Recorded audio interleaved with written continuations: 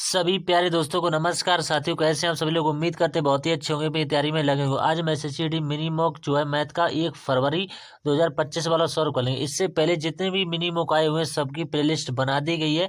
अगर आप क्रम वाइज से देखना चाहते हैं तो आप इस चैनल पर देख सकते हैं आसानी से। सबकी प्लेलिस्ट बनी है अच्छे तरीके से। अभी 16 दिसंबर से लगातार जो मॉक टेस्ट यानी मिनी मॉक टेस्ट आ रहे हैं, अभी तक एक भी नहीं छोड़ा हुआ है। ठीक, लगातार हम 1 फरवरी पर पहुंच चुके हैं और पूरे के पूरे सोल्यूशन अच्छे तरीके से हमने कराए हुए। ठीक, इसमें भी हम आपको 20% बताएंगे और 25 से मिनट का ज़्यादा समय नहीं लेंगे और आपको 40 अंक यहाँ से मिल जाएंगे। ठीक, तो उम्मीद यही करेंगे आप चैनल पर पहली बार होंगे तो चैनल को सब्सक्राइब कर लीजिएगा और ज़्यादा से ज़्यादा लोगों तक शेयर भी कीजिएगा, जिससे और लोगों के पास भी पहुँच सके। तो ठीक, क्योंकि वीडियो बनाने में आपके लिए मेहनत करते हैं तो आप इतना सपोर्ट बनाए रखिए। तो ठीक, क्योंकि कंटेंट एकदम बढ़िया तरीके से आपको समझाते हुए बताएंगे। ठीक, तो बिना टाइम वेस्ट किए पहले प्रश्न की तरफ बढ़े थे, क्योंकि आपको पता है कि 4 फरवरी को तो एग्जाम ही है।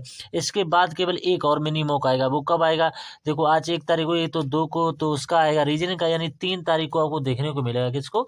3 तारीख को। केवल एक मिनी मॉक बचा हुआ है, बस एक वीकली बचा हुआ है, वो 2 फरवरी को आ जाएगा, यानी कल आएगा। ठीक, तो बिना टाइम वेस्ट किए सीधा हम माँ सरस्वती का नाम लेकर के पहले प्रश्न की तरफ बढ़ लेते हैं। देख लेते हैं किस तरह से पहला प्रश्न पूछा गया है। ठीक, तो एक प्रश्न है, प्रश्न नंबर फर्स्ट। यदि एक जो है 12 वर्ष के लड़के को एक नए लड़के के से बदलते हैं तो 18 लड़कों की आयु जो है कितनी 1.5 वर्ष बढ़ जाती है। तो नए लड़के की आयु क्या है? देखो, बहुत ही अच्छा सवाल है। इसका सोल्यूशन एक लाइन में निकालेंगे, बिल्कुल एक लाइन में, इससे ज्यादा समय नहीं लेंगे। देखिए, समझते चलिए। तो वीडियो आपको फुल देखना है, तभी आपको कुछ ना कुछ अवश्य सीखने को मिलेगा। तो चैनल पर पहली बार, चैनल को सब्सक्राइब जरूर कर लीजिएगा, क्योंकि आपके लिए जो कंटेंट है बहुत ही अच्छे तरीके से एक ही लाइन में इस सवाल का आंसर देखते हैं। तो सवाल में एक लाइन बहुत अच्छी बोलेगी। देखो, 18 लड़कों की औसत आयु जो है 1 पॉइंट बढ़ जाती है। देखो, औसत हमेशा बीच वाली संख्या होती है। औसत बराबर पदों का आयु बटे पदों की संख्या होती है। औसत वो संख्या होती है जो इधर की संख्या और उधर की संख्या का संतुलन, यानी कि संतुलन जो है बनाए रखने का कार्य करती है। औसत वो संख्या होती है। तो देखो, औसत यहाँ से देखो 18 लड़के दे रखे हैं। देखो, यहाँ से 18 लड़के दे रखे हैं और इनके औसत जो आयु 1.5 वर्ष बढ़ जाती है। तो टोटल यहाँ से कितने की वृद्धि होगी? देखो, 1.5, यहाँ से हम पॉइंट लगाएंगे। देखिए, 1.5 की वृद्धि हो रही है, तो टोटल यहाँ से कितने की वृद्धि? इसका मल्टीप्लाई इसमें कराइए तो 27 की वृद्धि होगी। देखो, अब पूछ रहे हैं कि नए लड़के की आयु कितनी है। देखो, नए लड़के की आयु कितनी, जल्दी यहाँ से निकाला गया। देखो, यहाँ से 27 हमने निकाल लिया था अपने हिसाब से, यहाँ से इसका मल्टीप्लाई कर, लेकिन 12 लड़के तो पहले से। तो टोटल लड़के हमसे पूछे नए लड़के की आयु कितनी है, तो यहाँ से देखो नए लड़के की आयु आसानी से निकाली। देखो, 7 2 9 2 1 3। तो इससे आसान तरीका एक लाइन में आपको कहीं नहीं मिलेगा। तो ये इसका राइट आंसर होगा। बस केवल यही बात एक थी यहाँ पर समझने वाली, इससे ज्यादा कुछ नहीं करना। नेक्स्ट क्वेश्चन इसके बाद में है, एक वृत्त की परिधि और एक आयत का परिमाप दे रखा है, यानी परिमाप जो है बराबर है। यदि आयत की भुजाएं 15 सेंटीमीटर और 7 सेंटीमीटर है तो वृत्त का क्षेत्रफल कितना है? देखो, दोनों आपको फॉर्मूले पता होने चाहिए। जब तक आपको आर नहीं पता होगी तब तक आप वृत्त का क्षेत्रफल नहीं निकाल सकते। तो सबसे पहले हमें आर निकालनी पड़ेगी, यानी त्रिज्या का मान निकालना पड़ेगा। तो देख लेते हैं किस तरह से बनेगा। अगर आपको एक तरीका बता दें, अगर को ना कोई फॉर्मूला याद है ना कुछ भी याद है, फिर आप इस सवाल को कैसे कर सकते हैं। देखो, 1 मिनट से कम समय में भी फिर भी कर सकते हैं, केवल 10 सेकंड में इस सवाल को कर सकते हैं। कैसे कर सकते हैं? क्योंकि 11 का डिविजिबिलिटी रूल लगाकर। देखो, इसमें 11 का डिविजिबिलिटी रूल लगाइए। यहाँ से देखो, पहले में 11 का डिविजिबिलिटी रूल फॉलो नहीं होगा, क्योंकि 5 और एक 6, यहाँ से 4 है, तो ये एकांतर अंकों का योग 0 होना चाहिए, या 11 को कोई मल्टीपल होना चाहिए। तो ये भी नहीं सेटिस्फाई करेगा, ना तो ये सेटिस्फाई। केवल एक ही ऑप्शन है जो 11 का डिविजिबिलिटी रूल से देखो सेटिस्फाई कर जाएगा। कितना? 154 दे रखा था। तो देखो, एकांतर अंकों का योग कीजिए, 4 1 5 और अंतर इसका 5 तो पहले से ही रखा, तो यहाँ से अंतर कितना आ गया? 0। तो कुछ भी ना जिसको पता हो सूत्र, तो वो 11 का डिविजिबिलिटी रूल दे करके और बच्चों से आगे निकल सकता है, क्योंकि बहुत सारे बच्चे इसमें सूत्र लगाकर करेंगे।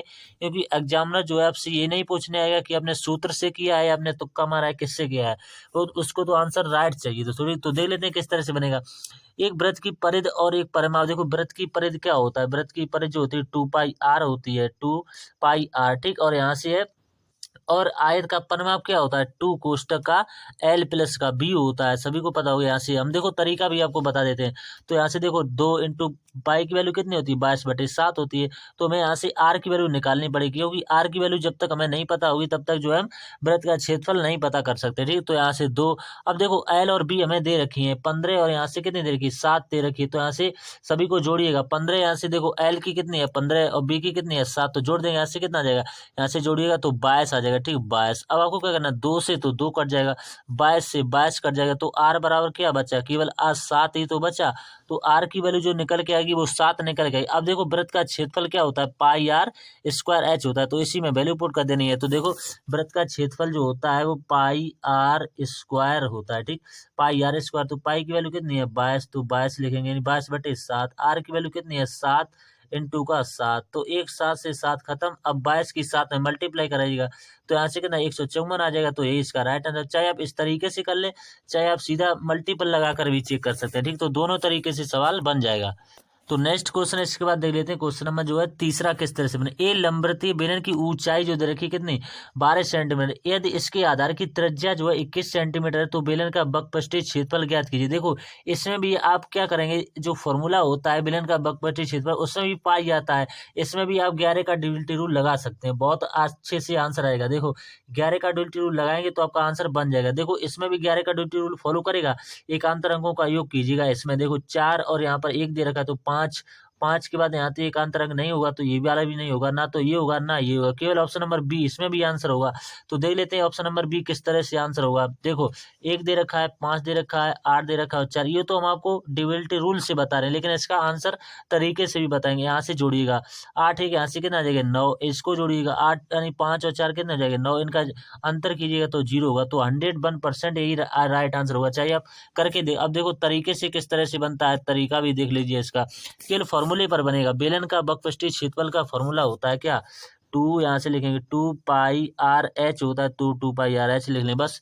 यहाँ से वैल्यू पुट कीजिएगा, तो 2 इंटू पाई की वैल्यू कितनी है 22/7। आर की वैल्यू यहाँ से कितनी है, आर की वैल्यू यहाँ से निकालिएगा, आर की वैल्यू 21 सेंटीमीटर दे रखी, तो 21 लिख लेंगे। एच की वैल्यू कितनी है 12, तो 12 लिख लेंगे बस। यहाँ से कटाइएगा तो 7 से कटेगा, 7 3 21। अब सभी की मल्टीप्लाई कीजिएगा, तो सभी की मल्टीप्लाई करेंगे आपको वही मिलेगा 1584, तो यही इसका राइट आंसर होगा, ठीक। चाहे आप इस तरीके से कर लें, चाहे आप वो तरीका कर लें, दोनों से आंसर एक ही निकल के आएगा। अब नेक्स्ट क्वेश्चन है, इसके बाद में क्वेश्चन नंबर 4 है, किस तरह से बनेगा देख लेते हैं। एक कार 5 घंटे में जो है 240 किलोमीटर की दूरी तय करती है, ठीक। यदि वह अपने सामान्य गति की आधी गति से यात्रा करती है, तो उसी दूरी को तय करने में कितना अधिक समय लगेगा, क्योंकि समय अधिक में पूछा हुआ। देखो सबसे पहले छांट लिया करो कि सवाल में दे क्या क्या रखा है। देखो यहाँ से हमें टाइम दे रखा है कितने घंटे का, 5 घंटे का दे रखा है, ठीक। इसके बाद में हमें किलोमीटर यानी डी की वैल्यू दे रखी है, दूरी भी हमें दे रखी है कितनी 240 किलोमीटर की दूरी। तो यहाँ से हम क्या निकाल सकते हैं, चाल निकाल सकते हैं। तो चाल बराबर जो फॉर्मूला होता है, चाल बराबर जो होता है दूरी बटे समय होता है। तो यहाँ से फॉर्मूला रख करके और सीधा आंसर निकालें। देखो चाल बराबर दूरी बटे समय, तो दूरी कितनी 240 की, समय यहाँ से कितना है 5 घंटे का, तो यहाँ से कटाइएगा, तो कटाइएगा 5 चौक कितने जाएंगे 20 हो जाएंगे, और 5 चौक 20 5 8 40, तो 48 किलोमीटर प्रति घंटा की उसकी चाल आ गई, 48 किलोमीटर प्रति घंटे की उसकी चाल आ गई। लेकिन हमसे पूछा हुआ कि उसी दूरी को तय करने में कितना अधिक समय लगेगा, तो समय बराबर क्या होता है दूरी बटे चाल। तो दूरी तो भाई है 240 किलोमीटर की, ठीक।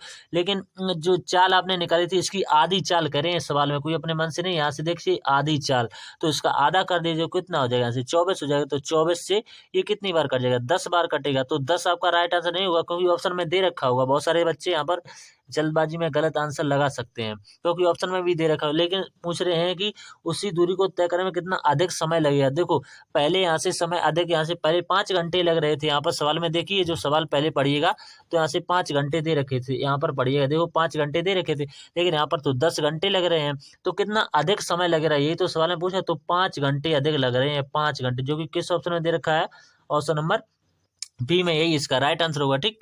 तो नेक्स्ट क्वेश्चन है इसके बाद में क्वेश्चन नंबर 5 है, एक कंप्यूटर को रुपए 26,000 में बेचने पर एक व्यक्ति को 4% का लाभ होता है, ठीक। यदि वह कंप्यूटर को रुपए 19,000 में बेचता है, तो उसका कितना हानि होगी, यानी उसको कितनी हानि होगी। तो बहुत अच्छा क्वेश्चन है। देखो 4% की फ्रैक्शन वैल्यू पकड़िएगा, 4 बटेगा कितना होता है 100 होता है, तो यहाँ से काटिएगा, यहाँ से कितना कटेगा 2 बार, यहाँ से कितना कटेगा 50 आ जाएगा, ठीक। यहाँ से कटेगा कितनी बार, 1 बार, यहाँ से कटेगा कितना 25, ठीक। अब देखो क्या बनेगा रेशियो, रेशियो जो बनेगा वो 25 से क्या है, 4% का लाभ है तो 25 से क्या हो जाएगा, 26 हो जाएगा, 25 से 26। तो ये हमारा सीपी हो जाएगा, ये हमारा एसपी हो जाएगा। तो हमें दे क्या रखा है, हमें तो एसपी दे रखा है यहाँ से देखो बेचने पर, तो हमारे हिसाब से देखो 26 है, लेकिन सवाल में यहाँ से कितना दे रखे हैं, 26,000 दे रखे हैं, 26,000। तो एक पार्ट की वैल्यू यहाँ से कितनी आ गई, 26 से तो 26 कट जाएगा, एक पार्ट की वैल्यू 1,000 आ जाएगी, ठीक, 1,000। तो यहाँ से हम सीपी निकाल लेंगे यानी कि क्रय मूल्य। तो सीपी यहाँ से कितना आ जाएगा, 25,000 आ जाएगा, ठीक, सीपी निकाल लिया, 25,000 आ गया। देखो इससे आसान तरीका तो हो ही नहीं सकता, ठीक। तो सीपी आपने निकाल लिया, लेकिन सवाल में एक बहुत अच्छी बात कह रहे हैं कि ये तो वह कंप्यूटर को ₹19,000 में बेचता है। देखो खरीदा तो उसने कितने में, 25,000 में, और बेच कितने में रहा है, 19,000 में बेच रहा है। तो यहाँ से समझने वाली बात ये है कि देखो यहाँ से क्या हो रहा है, हानि हो रही है, साधारण सी बात। तो कितने की हानि हो रही है, यहाँ से 600 की हानि, यानी 6,000 की हानि हो रही है। और किस पर लाभ और हानि हमेशा क्रय मूल्य पर होते हैं। तो क्रय मूल्य कितना है, 25,000 है, तो 25,000 लिख देंगे, और परसेंट में बताना है तो इंटू 100 कर देंगे। तो देखो 2 जीरो से तो 2 जीरो कट जाएंगे, 1 जीरो से 1, तो 600 में जैसे ही आप इसका भाग लगा देंगे तो यहाँ से 24% जो है इसका राइट आंसर होगा, ठीक, 24%। तो जैसे ही पूरा पूरा जाएगा 25 का, जो 600 में 25 का डिवाइड करेंगे तो पूरा पूरा चला जाएगा कितनी बार, 24 बार। तो यही इसका राइट आंसर होगा, ठीक। नेक्स्ट क्वेश्चन जो है इसके बाद में क्वेश्चन नंबर जो है 6, बहुत अच्छा क्वेश्चन है। देखो पी क्यू आर के बीच में 8400 रुपए को क्रमशः 2/3 और 3 और 1/3 के अनुपात में बांटा जाता है, तो आर का हिस्सा कितना होगा। बहुत अच्छा क्वेश्चन है, मात्र 15 सेकंड का। देखो तीनों के रेशियो दे रखे हैं, पी का और क्यू का और किसका है, आर का। देखो यहाँ से 2/3 दे रखा है तो 2/3 लिख लेंगे।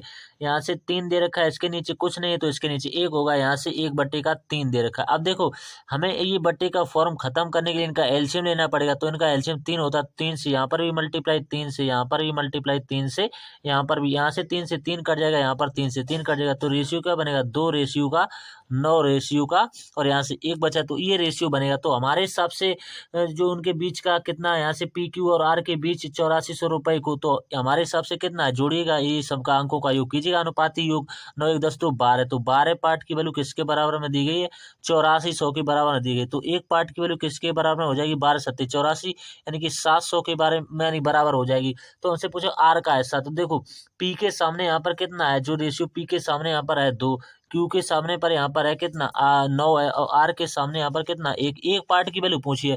तो 700 में आप एक किसकी भी मल्टीप्लाई कर दें, यानी एक का किसी भी मल्टीप्लाई कर दें तो बड़ी संख्या रहती है, यानी 700 ही इसका राइट आंसर होगा, ठीक। तो नेक्स्ट क्वेश्चन जो है इसके बाद में क्वेश्चन नंबर 7, वह बड़ी से बड़ी संख्या ज्ञात करें जो दिया हुआ है कि 57, 93 और 191 को इस प्रकार विभाजित करें ताकि प्रत्येक स्थिति में समान शेष बचे। तो प्रत्येक स्थिति में समान शेष बचाना है, तो देख लेते हैं किस तरह से बनेगा। तो देखो यहाँ से आपको बहुत अच्छा सवाल है, यहाँ से देखो आप घटा सकते हैं। यहाँ से देखो 93 में से आप कितने को घटाइएगा, 57 को घटाइएगा, ठीक, 93 में से 57 को घटाइएगा। फिर इसके बाद में आपको 191 दे रखा है, तो 191 में से आपको कितना घटाना है, 93 को घटाना है, 191 में से 93 को घटाना है। तो यहाँ से घटाइएगा, यहाँ से कितना बचेगा, 36 बचेगा। यहाँ से घटाइएगा तो कितना बचेगा, यहाँ से 98 बचेगा। तो यहाँ से घटाया 36 बचा, यहाँ से घटाया 98 बचा। अब एक संख्या और बची है 191 जो बचा हुआ है, 191 में से आपको 57 को माइनस करना पड़ेगा। तो यहाँ से घटाइएगा, यहाँ से जो बचेगा वो 34 बचेगा। कितना बचेगा, 34, यानी 134 बचेगा, ठीक। तो इनका और इनका और इनका आपको क्या निकालना है, फिर समान स्थिति में आपको शेष बचाना है। तो यहाँ से देखो समान स्थिति में शेष बचेगा। तो यहाँ से हमें पूछा हुआ है बड़ी से बड़ी संख्या ज्ञात कीजिए, यानी कि हाईएस्ट कॉमन फैक्टर बताना है, यानी कि इनका मासा बताना है। तो ठीक, तो इनका मासा कितना हो जाएगा, 2 जो है इनका मासा हो जाएगा। तो देखो 3 इनका मासा कभी नहीं हो सकता, ना तो 1 होगा। तो किसी ना किसी ऑप्शन में 2 दे रखा हो, बस आप ऑप्शन से जाएंगे तो बहुत जल्दी आंसर आ जाएगा। देखो इसका जो आंसर आएगा बिल्कुल कितने समय में आएगा, केवल मात्र और मात्र 5 सेकंड में इसका आंसर आएगा। क्यों आंसर आएगा, देखो यहाँ से देखो सबसे पहले भाग को ही तो सॉल्व करेंगे, यहाँ से भी भाग को सॉल्व करेंगे, बस यहाँ से भी भाग, तो सबसे पहले भाग सॉल्व कर लेंगे, बस आपका आंसर आ जाएगा। तो यहाँ से भाग लगाइएगा, 1100 का 5 में लगाएंगे तो यहाँ से कितना आ जाएगा, 5 दूनी का 10 और 5 दूनी का 10, तो यहाँ से कितना आ जाएगा, 220 आ जाएगा, ठीक। प्लस यहाँ से लगाएंगे, यहाँ से इसका काटेगा तो 2 एकन 2 यहाँ से जाएगा, 2 दूनी 4 आएगा, ठीक। 2 दूनी 4, यहाँ से 2 एकन 2 1 0, यानी 210, तो यहाँ से आ जाएगा, ठीक, 210। अब यहाँ से कितना आ जाएगा, यहाँ से आएगा 5 एकम 5, 5 एकम 5, यानी 110 यहाँ से आएगा। अब कुछ करना है, इन सभी को जोड़ना ही, तो जोड़ने कौन नहीं जोड़ पाएगा, तो सीधा सीधा जोड़ जाएगा। 504 है जो इसका राइट आंसर होगा। किस ऑप्शन में दे रखा, ऑप्शन नंबर बी में दे रखा है इसका राइट आंसर, ठीक। नेक्स्ट क्वेश्चन इसके बाद में 1 से 40 तक की संख्याओं में इकाई के स्थान पर 1 या 9 अंक वाली संख्याओं का प्रतिशत कितना होगा। देखो 1 से लेकर के आपको कहाँ तक जाना है, 1 से लेकर के आपको जाना है 40 तक की संख्याओं के बीच देखना है। तो वो संख्याएं आपको देख रहे हैं। देखो पहले तो संख्या को एक से लेकर का है, तो एक को भी काउंट करेंगे। इसके बाद में क्या होगा, 9 भी होगा। इसके बाद में क्या होगा, 11 होगा। 11 में 1 आता है, 9 में 9 आता है। भाई तो पूछ रहे 1 या 9, तो 1 या 9 वाली संख्या हमें देख लें। फिर इसके बाद में कौन सी आती है, इसके बाद में जो आती है वो कौन सी आती है, 11 के बाद में आ जाती है। 11 के बाद में आएगी 19 आएगी। इसके बाद में 21 आएगी। ठीक, 21 के बाद में क्या आएगी, 29 आएगी। 29 के बाद में क्या आएगी, 31 आएगी। 31 के बाद में क्या आएगी, 39 आएगी। ठीक, 39 के बाद में फिर तो कोई आएगी नहीं, क्योंकि 40 तक बोला है तो हमारी सभी संख्या होगी। तो संख्याएं गिनिए, 1 2 3 4 5 6 7 8। तो 8 संख्याएं हैं। और कितने में से हैं, ये 40 में से हैं। और मैं परसेंट में पूछा हुआ तो इंटू का 100 कर देंगे, तो 1 0 से 1 0 कट जाएगा। इससे काटिएगा, 4 दूनी का 8, तो 2 का 10 में मल्टीप्लाई कीजिएगा तो कितना देगा, 20% जो है इसका राइट आंसर होगा। ठीक, 20%। बहुत अच्छा सवाल था और बहुत अच्छे तरीके से आपको समझ में आ गया होगा। नेक्स्ट क्वेश्चन इसके बाद है, अमित ने ब्याज अमित ने जो है ब्याज दर से समान वर्षों के लिए साधारण ब्याज और जो है एक साहूकार से 8,000 रुपए लिए। यदि उसने ऋण जो है अवधि के अंत में ब्याज के रूप में जो है 2,000 का भुगतान किया तो ब्याज दर क्या थी। बहुत अच्छा सवाल है। मात्र 1 सेकंड में किस तरह से इसको बना सकते हैं। देखो ब्याज आपको दे रखा है, कितने के बराबर दे रखा है, 2,000 आपको ब्याज मिला है। तो साधारण ब्याज बराबर होता है मूलधन, कितना है, 8,000 रुपए है। तो 8,000 मूलधन गुणे दर, और जो दर है भाई तो समय है, भाई तो समय, तो आर को 2 बार लिखना पड़ेगा और बटे कितना कर देना, 100 कर देना। बस 2 जीरो से 2 जीरो कट जाएंगे, 1 जीरो से 1 जीरो कट जाए, तो 25 अट्ठे कितने होंगे, 200। तो 25 बराबर किसके बराबर में हो जाएगा, नहीं आर स्क्वायर के बराबर हो जाएगा। तो यहाँ से स्क्वायर हटेगा, इस पर रूल लगेगा। तो आर बराबर जो आ जाएगा वो क्या आ जाएगा, 5% आएगा। बस ज्यादा समय नहीं लगाना, option number first right answer होगा। ठीक, नेक्स्ट क्वेश्चन इसके बाद में, एक्स जो है रुपए एक्स की धनराशि 3 वर्ष पहले जो है 5% वार्षिक चक्रवृद्धि ब्याज पर उधार दी गई थी, जहां ब्याज वार्षिक रूप से चक्रवृद्धि था। यदि उधार लेगी धनराशि का वर्तमान मान दे रखा है 18,522, तो एक्स का मान क्या होगा। बहुत अच्छा सवाल है और इसको बिल्कुल बनाएंगे फ्रैक्शन से, किस तरह से बनेगा देखिए। तो देखो सबसे पहले आपको परसेंट को पकड़ना है। देखो परसेंट इसमें कितना दिया हुआ है, 5%, तो 5/100। तो यहाँ से इसको लिखना सीखिए, 5 एकम 5 और 5 दूनी का 10, तो 1/20, यानी 20 से कोई चीज कितनी होगी, 21 होगी। 20 से 21, और कितनी बार हुई, 3 वर्ष का है तो हमें 3 बार 20 से 21 करना पड़ेगा, 3 बार 20 से 21 करना पड़ेगा। बस इनका मल्टीप्लाई कीजिए, तो यहाँ से करें 2 दूनी 4 दूनी 8 हो जाएंगे। यहाँ से कितना जाएगा, 8,000 जो है निकल के आएगा। ठीक, यहाँ से करिएगा, क्यों 21 का क्यू आपको पता होना चाहिए। तो 21 का क्यू सभी को रटा होगा, यानी 9261 होता है। ठीक, 9261। अब हमें वैल्यू किसकी दे रखी है, वैल्यू जो हमें दे रखी है, यहाँ से जो रुपए दे रखे हैं 18। हमने आपसे कई बार कहा ये जो हमारा होता है ये मेरा मूलधन होता है, ये जो हमारा होता है हमेशा मिश्र धन होता है, यानी कि बीच का जो अंतर होता है वो कंपाउंड इंटरेस्ट होता है। कई बार हर बार जब भी सवाल बना होगा हमने आपको बताया होगा। ठीक, तो 18,522 दे रखा है हमारे हिसाब से, और हमारा यानी सवाल में दे रहे, लेकिन हमारे हिसाब से यहाँ पर मिश्र धन कितना है, 9261 है। क्योंकि सभी को पता होगा, जिसको भी थोड़ा सा ज्ञान होगा वो देखेगा ये इसका ठीक डबल है, ये इसका ठीक डबल यानी 2 गुना है। तो हमसे पूछा हुआ है यानी 800 की, यानी 8,000 की वैल्यू पूछी है, तो 8,000 का 2 में मल्टीप्लाई कीजिएगा, तो 8 दूनी कितने हो गए, 16, और 3 जीरो लगा दिए, तो 16,000 जो है इसका राइट आंसर हुआ। बस इसमें भी ज्यादा कुछ नहीं। आज का लेवल बहुत अच्छा लेवल है, सभी बच्चे फुल बट्टा फुल कर रहे होंगे। ठीक, अब सवाल नंबर है 12। यानी दो व्यक्ति पी और क्यू की औसत आयु दे रखी है, यानी कि पी और क्यू की आयु का अनुपात दे रखा है 5:7 है। 8 वर्ष पहले पी और क्यू की आयु का अनुपात है 7:13 था। तो पी और क्यू की वर्तमान आयु क्रमशः आपसे पूछी है, तो देख लेते हैं। ये भी सवाल में ज्यादा टाइम नहीं लगेगा। तो इसको चाहो आप क्रॉस मैटर से भी बना सकते हैं, लेकिन उससे हम नहीं बनाएंगे, क्योंकि हमें जो आसान रहता है वो हमने क्लास 8 में पढ़ा है, उस तरीके से बनाए समीकरण बना करके।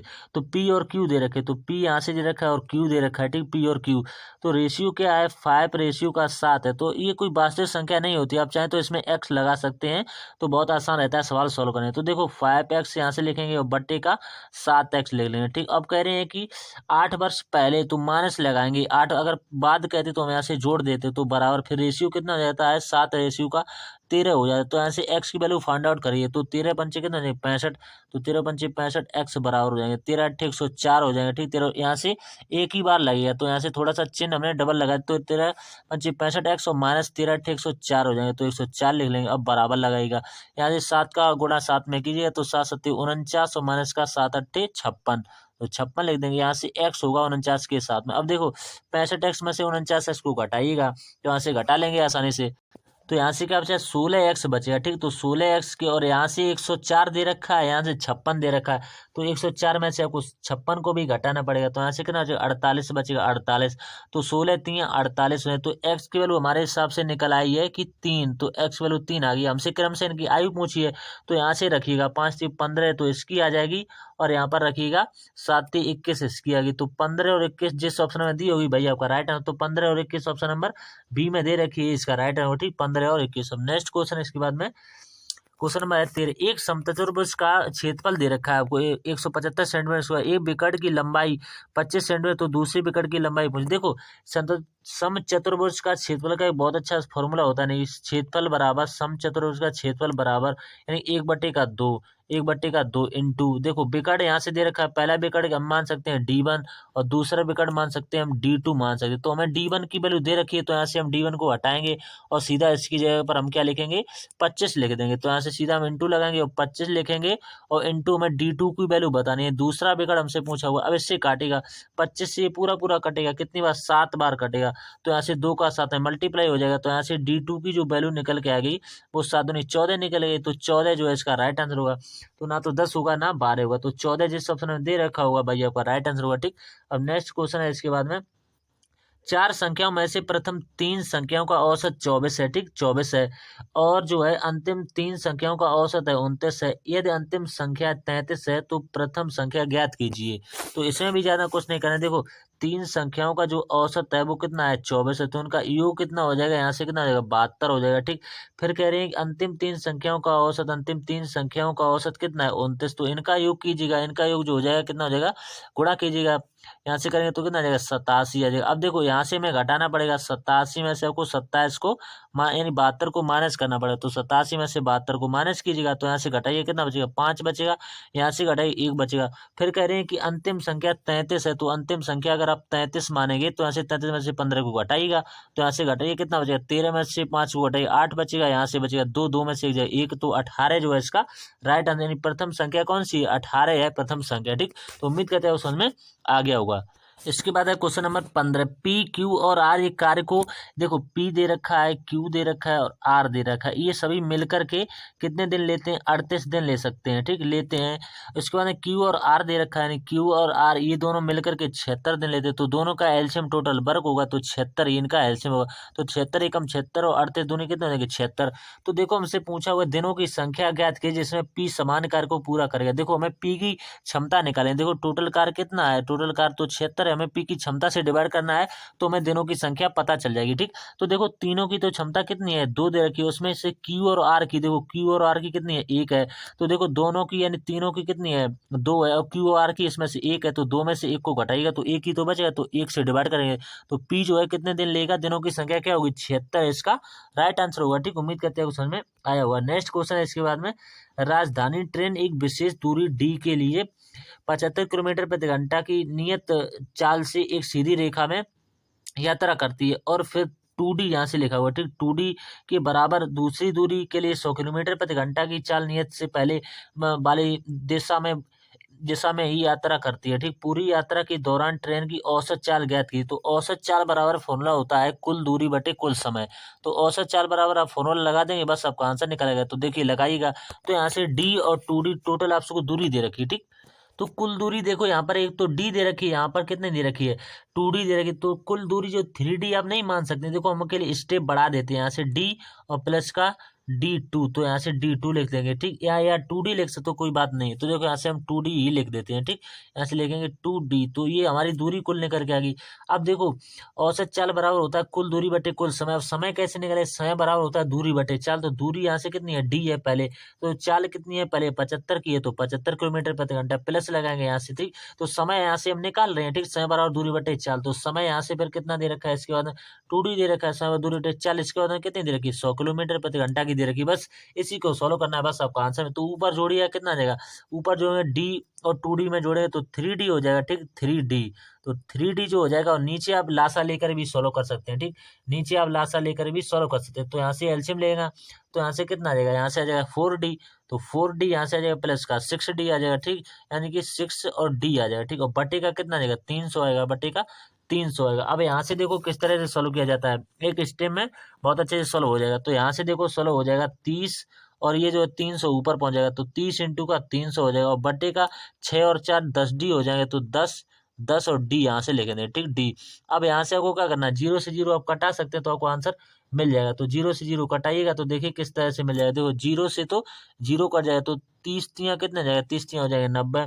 तो 90 जो है इसका राइट आंसर होगा, क्योंकि एक जीरो से एक जीरो कट जाएगा, तो 90 जो है इसका बिल्कुल सही जवाब होगा, ठीक। अब नेक्स्ट क्वेश्चन जो है इसके बाद में क्वेश्चन नंबर है 17। दो संख्याओं के बीच का अनुपात दे रखा है कितना, 7:8। प्रत्येक संख्या 4 की वृद्धि की जाती है तो अनुपात इतना हो जाता है।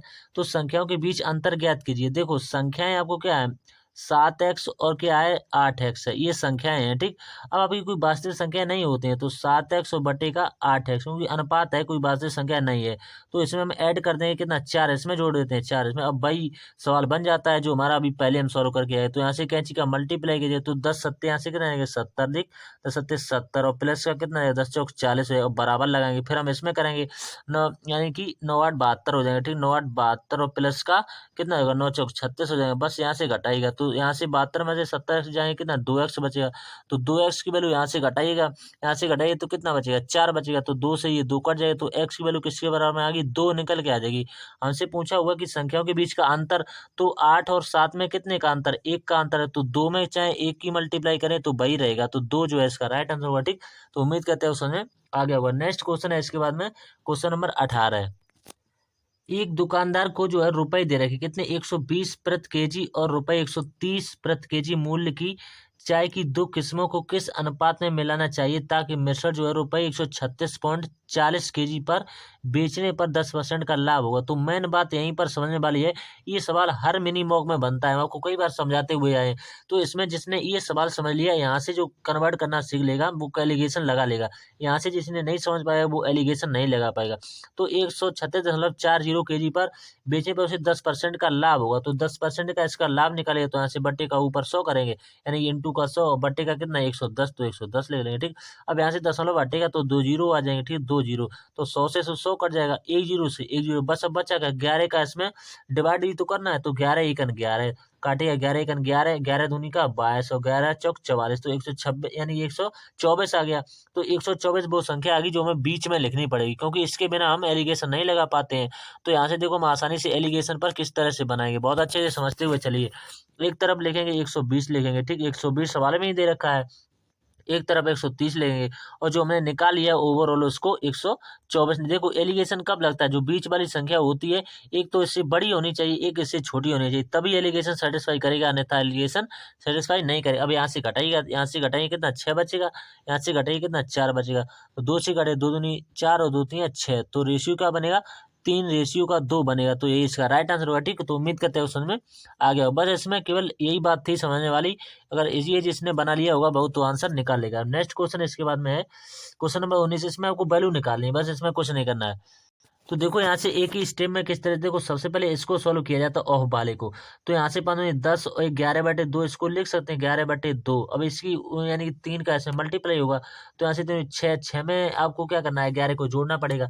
तो यहाँ से देखो क्या जोड़ेंगे, देखो यहाँ से समझिए 3 इंटू का क्या हो जाएगा, 3 इंटू का 11/2 लिख सकते हैं, 3 इंटू का 11/2, 11/2 कैसे है 10 से 11/2 आ गया। यहाँ से बस शॉर्टकट कीजिए तो बहुत जल्दी बन जाएगा। यहाँ से कीजिए भाग लगा हुआ तो 6/5, क्योंकि भाग को हम 5 में इस तरह से लिख सकते हैं। माइनस का यहाँ से कीजिएगा, यहाँ से ऑफ को सबसे पहले सॉल्व होगा, तो यहाँ से कितना जाएगा 3 दूनी का 6 और 6 जो है इसमें भाग लगा हुआ तो 4 का इसमें डिवाइड कर देंगे, 4 का डिवाइड। बस ये तो हमने ऊपर वाला सोल्व, अब नीचे वाला सोल्व कीजिएगा। देखो 4 एक 4 एक 5/4 लिख सकते हैं इसको, ठीक, 5/4।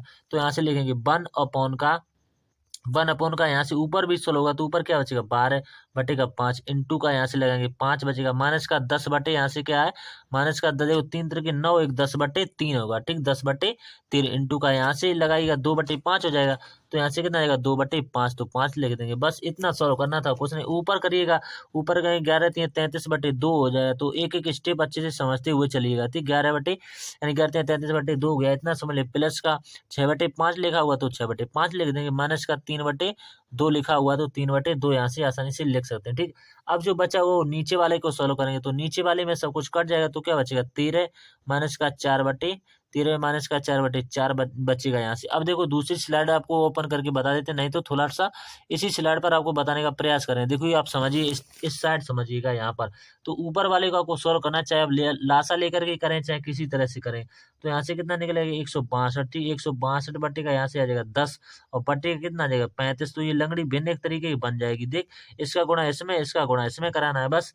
तो देखो इसका गुणा इसमें कराएंगे तो यहाँ से कितना बचेगा 162 इंटू का क्या करेंगे 3 करेंगे और बट्टे कितना करेंगे 10 और इंटू का 35 करेंगे। तो इसको सॉल्व करना पड़ेगा, चाहे इसकी मल्टीप्लाई क्योंकि गुणा में दे रखा है तो मल्टीप्लाई तो हमें करनी पड़ेगी।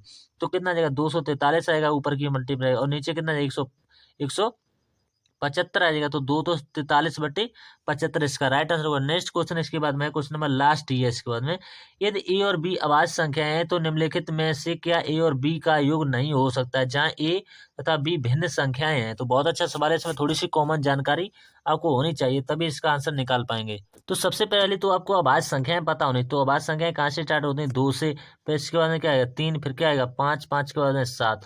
तो दो अभाज्य संख्याओं का जो योग होता है वो एक सम संख्या होना चाहिए। दो अभाज्य संख्याओं का योग देखो, चाहे हम इनका योग करेंगे तो यहाँ से कितना एक सम संख्या मिलेगी 5 ही ना, चाहे हम इनका योग कर लें तो इनका योग कितना आएगा 12 आएगा तो भी हमें एक सम संख्या मिलेगी। तो यहाँ से भी हमें सम संख्या मिलेगी और यहाँ से भी हमें सम संख्या मिली। तो हम किसी भी दो अभाज्य संख्याओं का योग करेंगे तो वहां से हमें सह संख्या यानी कि हमें एक सम संख्या मिल जाएगी दोस्तों, ठीक। तो यही हमारा कहने का मकसद है कि जहाँ ए और बी भिन्न भिन्न संख्या है तो कोई आप भिन्न भिन्न संख्या मान सकते हैं। जैसे ऑप्शन नंबर डी में दिया होगा 6 तो भैया आपका राइट आंसर होगा, ठीक। ना तो इसमें ऑप्शन नंबर ए हो सकता है, ना ऑप्शन नंबर बी, ना तो सी होगा, ठीक। केवल ऑप्शन नंबर डी इसका राइट आंसर, ठीक। तो उम्मीद करते हैं हमारे द्वारा ये बताए हुए आपको 20% अच्छे लगे होंगे। तो चैनल पर सब्सक्राइब जरूर कर लीजिएगा, वीडियो को ज्यादा से ज्यादा लोगों तक शेयर भी कीजिए, ठीक। अगर आप ये पीडीएफ चाहते हैं, प्रश्नों को अच्छी तरह से नोट करना चाहते हैं, ठीक, तो टेलीग्राम है का एक चैनल, उसको ज्वाइन कर लीजिएगा। बहुत सारे साथी वहां से जुड़ चुके हैं, बहुत सारे साथियों को उसका फायदा होता है क्योंकि सवाल नोट कर पाते हैं तो बहुत सारी वहां से मदद आपको मिल जाती है, ठीक।